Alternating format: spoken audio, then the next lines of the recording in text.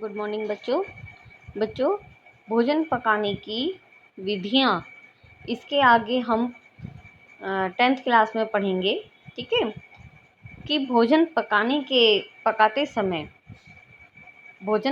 समय किन पोषक तत्वों पर क्या प्रभाव पड़ता है।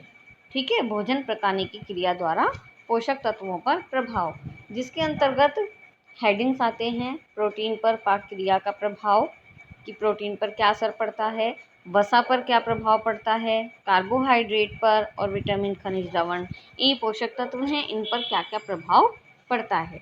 जैसे नंबर 1 आता है प्रोटीन पर प्रभाव। इसमें क्या होता है, प्रोटीन आप जानते हैं हमें विद्यमान कई चीज़ों में होती है। ये भिन्न भिन्न प्रकार की होती है, स्रोत भी इसके भिन्न भिन्न हैं। वनस्पति जगत से जो हमें प्राप्त होती है खाद्य सामग्री, उसमें प्रोटीन पर पाक क्रिया का अच्छा प्रभाव पड़ता है। ठीक है, इसमें क्या होता है, उसको जब हम पकाते हैं वह सुपाच्य हो जाती है, लेकिन जो प्राणी जगत से प्राप्त होने वाली प्रोटीन है वो पकाने पर कठोर हो जाती है और उसके फलस्वरूप क्या होता है, उसके पाचन में भी कठिनाई होती है। ठीक है, इसीलिए प्रोटीन को ज़्यादा देर तक पानी में नहीं पकाना चाहिए। दूसरा आता है वसा पर प्रभाव। कार्बोहाइड्रेट जैसे हम पकाते हैं, इसी तरह वसा पर भी इसका ज़्यादा प्रभाव, वसा का प्रभाव प्रभाव कम पड़ता है पकाने का। ठीक है, वह शरीर में प्रयोग करने के लिए सहज ही उपलब्ध रहती है और बार बार, लेकिन जब हम घी या तेल का इस्तेमाल करते हैं वो हानिकारक हमारे लिए हो जाती है। इसीलिए बार बार एक ही घी या तेल का इस्तेमाल नहीं करना चाहिए। नेक्स्ट आता है कार्बोज पर पकाने का प्रभाव। कार्बोज में क्या होता है, जब हम कोई चीज़ पकाते हैं कार्बोहाइड्रेट युक्त, तो उसमें स्टार्च के जो कण होते हैं वो पानी को अवशोषित कर लेते हैं और वो फूल जाते हैं। आपने देखा होगा सूजी को अगर आप पानी में डालते हैं, हलवा बना रहे हैं, सूजी को आपने देखा पानी में डाला तो क्या होता है, उसके कण फूल जाते हैं और वो पानी को अवशोषित कर लेती है। ठीक है, इसी तरह चावल भी आपने देखे होंगे। इस प्रक्रिया को श्लेषीकरण, जिलेटिनाइजेशन कहते हैं और नम ताप में पकाने से आलू जैसे सभी स्टार्च युक्त पदार्थों में श्लेषीकरण हो जाता है। शुष्क ताप पर पकाने के कारण, शुष्क ताप कैसा, जो रोस्ट हम करते हैं, ठीक है, बिना घी के, उसमें क्या होता है, स्टार्च जो होता है वह डेक्स्ट्रीन में बदल जाता है। आपने जैसे क्या है, ब्रेड को अगर आप सेकते हैं और वो रोटी जब बनाते हैं तो ऐसा उसमें होता है। ठीक है, और क्या होता है, शर्करा का स्वभाव पूर्णतया भिन्न होता है। घर में प्रयुक्त होने वाली चीनी जब हम गर्म करते हैं तो ये चाशनी का रूप ले लेती है, पानी में डालकर गर्म करते हैं। ठीक है, और पकाने पर गाढ़ी हो जाती है, रंग भी इसका आप देखते हैं बदल जाती है। यह क्रिया क्या कहलाती है, कैरेमलाइजेशन। ठीक है, कैरेमल भूरे रंग का जो चाशनी तैयार होती है उसे कैरेमल बोलते हैं। अगर आप इसको डायरेक्ट पैन में पकाएंगे और पानी नहीं डालेंगे, हल्की आंच पर इसको पकाएंगे चीनी को, तो वह कैरेमल का रूप ले लेती है। ठीक है बच्चों, और नेक्स्ट आता है विटामिन और खनिज लवणों पर प्रभाव। जल विलेय जो विटामिन होते हैं और खनिज लवण भिगोने और पकाने वाले पानी में प्रवेश कर जाते हैं। ठीक है, जो जल में घुलनशील हैं वो जब हम पकाते हैं तो वो पानी में आ जाते हैं, और यदि भिगोने और पकाने वाला पानी फेंक दिया जाए तो हमारे सारे पोषक तत्व की हानि हो जाती है। इसीलिए बहुत समय यह महत्वपूर्ण होता है कि पकाते या भिगोते समय कम से कम पानी का प्रयोग किया जाए, या पकाने में प्रयोग किया हुआ पानी सूप आदि बनाने के लिए प्रयोग में लाया जा सके, या फिर भाप और दाब से पकाने में पोषक तत्वों की हानि कम होती है। ठीक है, नेक्स्ट आता है बच्चों आपका भोजन परोसने की विधियाँ। अब आता है परोसना। परोसना क्या है, आपने ड्राइंग में बना तो लिया है जो आपको चित्र बनाना है, लेकिन आपको जब कलर करने होते हैं आप उसी से उसको सजाते हैं। ठीक है, इसी तरह से आपका भोजन परोसने की कला है, जिसमें क्या होता है, आपने जो चीज़ें बनाई हैं पर बनाया है घर में खाना, सामग्री बनाई है, खाद्य सामग्री, उसको आप किस तरह से परोस रहे हैं, यह आपका एक कला के अंतर्गत आता है। ठीक है, इसकी भी आपके पास 3 विधियां हैं, देशी या भारतीय शैली, नंबर 2 पाश्चात्य शैली, नंबर 3 बुफे शैली। अब देशी शैली में क्या आता है, इसमें शुद्ध भारतीय विधि, जैसे भूमि पर भोजन करना, ठीक है, भूमि पर आसन रखकर या चौकी रखकर भोजन करना। इस विधि में प्रत्येक व्यक्ति के लिए अलग थाली में पकाया हुआ भोजन भली भांति सुव्यवस्थित करके रख दिया जाता है और तरल या सूप युक्त पदार्थों को कटोरी में और अन्य को थाली में ही रखा जाता है। भोजन परोसते समय ये ऊपर परोसने वाले पर निर्भर करता है कि थाली में कितना भोजन परोसा जाए। ठीक है, ये परोसने वाले पर ही डिपेंड करता है। इस विधि में परोसते समय क्या बातें ध्यान में रखनी चाहिए कि खाने वाले की आवश्यकता के अनुसार ही उसको पूछकर भोजन देना चाहिए। आवश्यकता से अधिक या जोर देने पर परोसने से खाद्य पदार्थ बचेंगे और व्यर्थ होंगे। ठीक है बच्चों, नेक्स्ट आता है इसमें प्रत्येक वस्तु को परोसने के लिए अलग अलग चम्मच करछी का प्रयोग होना चाहिए। ठीक, प्रारंभ में थोड़ा थोड़ा भोजन परोसना चाहिए जिससे बचा हुआ भोजन बेकार न जाए। फिर आता है दाल और तरल पदार्थों को कटोरियों में, प्यालियों में परोसना चाहिए। थाली में भोज्य पदार्थों को इस तरह से रखना चाहिए कि रोटी और पूड़ी रखने के लिए पर्याप्त स्थान रहे। ठीक, और जो सभी बर्तन हैं वह साफ़ सुथरे होने चाहिए और जो पदार्थ हमने परोसा है वह इधर उधर फैलना नहीं चाहिए। ठीक है बच्चों, इसमें देशी शैली में इस तरह से हम भोजन परोसते हैं। फिर आता है पाश्चात्य शैली। यह विधि पराभारतीय है, मीन्स भारतीयों से अलग है। इसमें क्या होता है, यह नगर परिवारों में ज़्यादा प्रचलित है। इस विधि में भोजन मेज पर रखा जाता है और भोजन करने वाले व्यक्ति कुर्सी पर बैठकर भोजन करते हैं, डाइनिंग टेबल जैसे आप बोल देते हैं।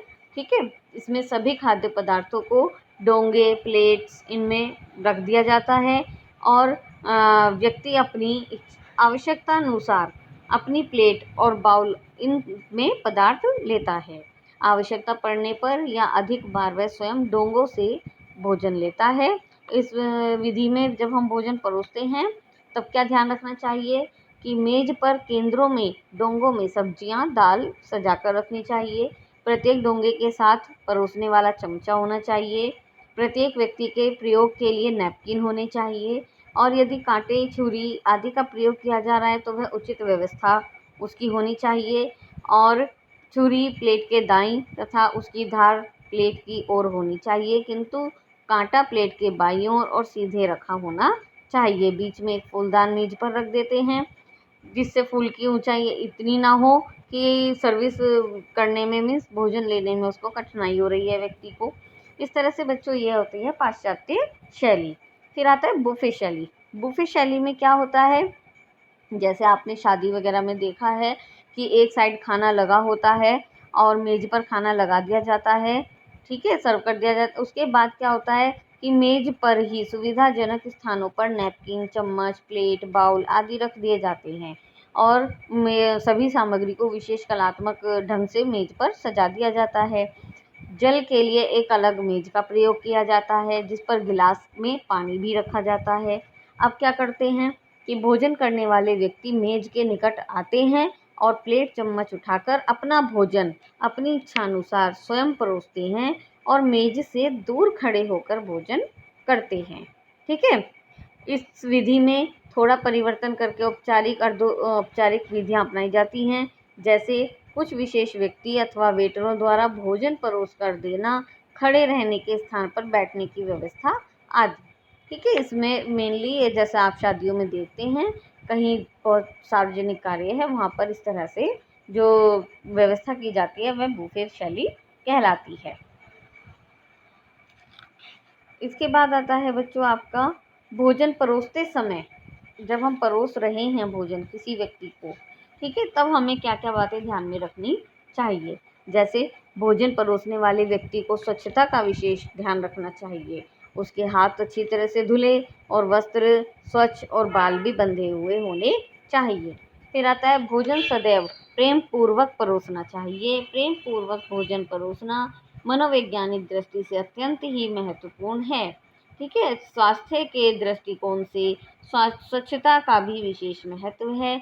भोजन परोसने के सभी बर्तन और स्थान, मेज, ये सब पूरी तरह से स्वच्छ होने चाहिए। भोजन को सदैव उपयुक्त ताप पर ही परोसना चाहिए।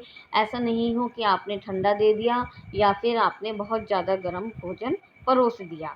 ठीक है, जैसी उस भोजन के लिए ताप की आवश्यकता है वैसे उसमें आप भोजन को परोसिए। भोजन परोसते समय बच्चों जो बर्तन होता है परोसने वाला वह उपयुक्त होना चाहिए। ऐसा नहीं कि चीज़ तो वो थोड़ी सी है लेने के लिए लेकिन आपने बहुत बड़ी बाउल उसके लिए रख दी है। इससे क्या होगा, इससे आपकी कार्यकुशलता जो है वो खराब नज़र आएगी। ठीक है, भोजन परोसने का सुंदर ढंग मन को प्रफुल्लित करने वाला होता है। इसीलिए क्या होता है कि मेज या स्थान को खाने की उसको बहुत भली भांति साफ कर देना चाहिए, उसको थोड़ा सकारात्मक वस्तुओं से सजा देना चाहिए। भोजन परोसने के बर्तन में आकार, प्रकार, आसपास रखी हुई वस्तु, वातावरण भोजन के परोसने में भी सौंदर्य उत्पन्न करते हैं। इस तरह से आपके भोजन परोसते समय क्या क्या बातें ध्यान में रखनी चाहिए वो आपने पढ़ी हैं। अब आता है खाद्य पदार्थों के संरक्षण की आवश्यकता एवं विधियाँ। खाद्य पदार्थों के संरक्षण में क्या होता है, आप देखते हैं कि घर में हमें बहुत सारी चीज़ें सामग्री को स्टोर करके रखना पड़ता है। ठीक है, वो ज़्यादा समय तक रह सकें और सही रह सकें, इसके लिए हमें उसके लिए बहुत उपाय करने पड़ते हैं। वरना क्या होता है, खाद्य पदार्थों में घुन, नमी, फफूंद, जीवाणु आदि अपनी जैविक क्रिया द्वारा उन्हें खराब कर देते हैं और उनकी पौष्टिकता को भी विकृत कर देते हैं। अब जब हम खाद्य पदार्थों के संरक्षण करते हैं उसके लिए कई विधियां हैं। जैसे खाद्य पदार्थों में जल की मात्रा कम रहनी चाहिए ताकि किसी प्रकार के जीवाणु, फफूंद और अपघटन क्रिया उन्हें विषैला न बना सकें। और इसके लिए क्या करेंगे, एक विशेष स्तर तक उसको सुखाकर हम रख सकते हैं। ठीक है, धूप लगा के जिसे बोलते हैं ना, स्टोर कर लेते हैं। इस तरह से ऐसे रसायनों का हम प्रयोग कर सकते हैं बच्चों जिनकी उपस्थिति में कोई जीवाणु भोज्य पदार्थ पर आक्रमण न करे। जैसे तेल, ठीक है, तेल आप देखते हो अचार है वो तेल में हम रखते हैं, वसा है, नमक है, सिरका, बेंजोइक एसिड, ये सब रासायनिक पदार्थ हैं जिनसे हम किसी भी भोज्य पदार्थ को कुछ भोज्य पदार्थों को सुरक्षित रख सकते हैं। कुछ बच्चे जानते हैं आपकी चाशनी में हम रख सकते हैं, जैसे मुरब्बा है, ठीक है, फलों की चाशनी बना के उसके रूप में भी हम उसको रख सकते हैं। फिर आता है कि उबाल कर सीलबंद डिब्बों में बंद करके आप पर्याप्त समय तक सुरक्षित रख सकते हैं वस्तुओं को। इसमें क्या है, खाद्य वस्तुओं में वायु नहीं जा पाती, वायु का संपर्क नहीं हो पाता और वस्तु सुरक्षित बनी रहती है। फिर आता है प्रतिदिन प्रयुक्त होने वाले अनेक प्रकार व सब्जियों को शीत गृहों में कम ताप पर पूरी तरह सुरक्षित संरक्षित कर लिया जाता है। फल और आलू इनको विशेष प्रकार से संरक्षित करते हैं। घरों में फ्रिज आदि में यह उपयोग किया जाता है। आपने देखा होगा अपने घरों में भी बहुत सी ऐसी चीज़ें हैं हम फ्रिज में रख देते हैं और वो सुरक्षित रहती हैं।